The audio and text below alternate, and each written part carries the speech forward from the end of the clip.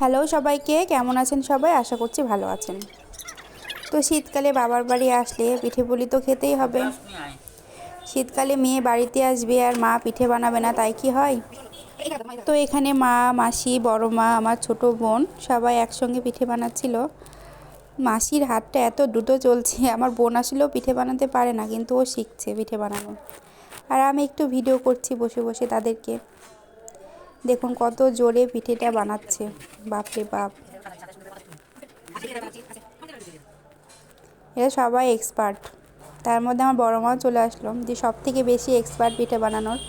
তার মানে এসব কাজে আমার বড় মাটা ভীষণ শৌখিন, ভীষণ ভালোবাসে এসব পিঠে পুলি বানাতে। মানে আমার জ্যাঠামশাই খেতে ভীষণ পছন্দ করে। তো বলছে আমি পিঠেটা বানাই, আমাকে একটু ভিডিও কর। তো তার জন্য আমিও একটু ভিডিও করতে বসে গেছি। দেখুন পিঠেটা বানাচ্ছে, বলছে দাঁড়া আমি একটা নিয়ে আসি, ফুল কিনে রেখেছি পুলি বানানোর জন্য, সঞ্চ বলি আমরা সেটাকে অবশ্য। তো সেটা দিয়ে একটু ডিজাইন করে পুলিটা বানাই।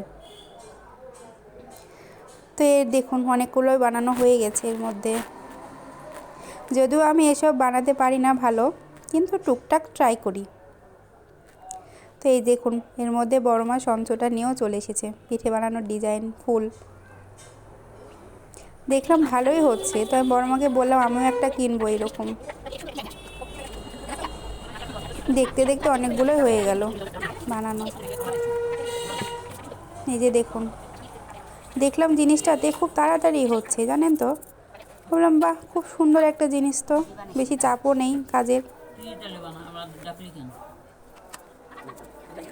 তো এর ফাঁকে চলুন আপনাদেরকে একটু রান্নাঘর থেকেও ঘুরিয়ে নিয়ে আসি। এখানে মাসি রান্না করছিল।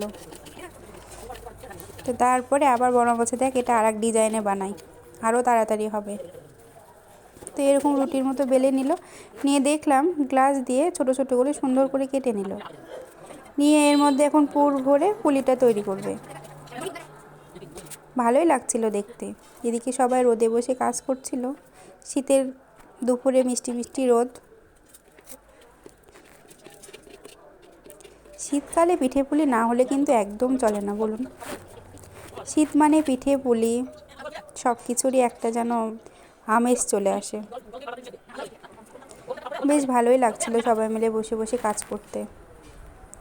তো এর মধ্যে বাড়ির মধ্যে যেয়ে দেখি প্রেশার মাপা হচ্ছে। বাঙালি মানুষ প্রেশার মাপার মেশিন দেখলেই তো অসুস্থ হয়ে যায়। তো দেখুন সিরিয়াল লেগে গেছে, একের পর এক সবাই প্রেশার মাপবে। কি একটা অবস্থা, মানে প্রেশার মাপার যন্ত্র বলুন আর যাই বলুন, বাঙালি দেখলেই কিন্তু অসুস্থ হয়ে পড়ে।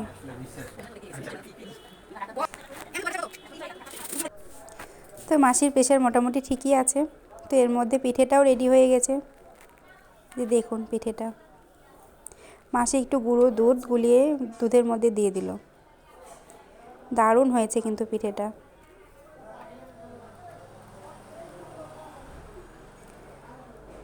শীতকালে এরকম পিঠে না হলে চলে, বলুন তো। তো আপনারা কি এর মধ্যে পিঠে পুলি খেয়ে নিয়েছেন? খেলে কমেন্ট সেকশানে জানাতে পারেন। মাসি পিঠেটা কেমন হয়েছে? আজকের মতো ব্লগটা এই অবধি। ভালো লাগলে অবশ্যই লাইক করে দেবেন,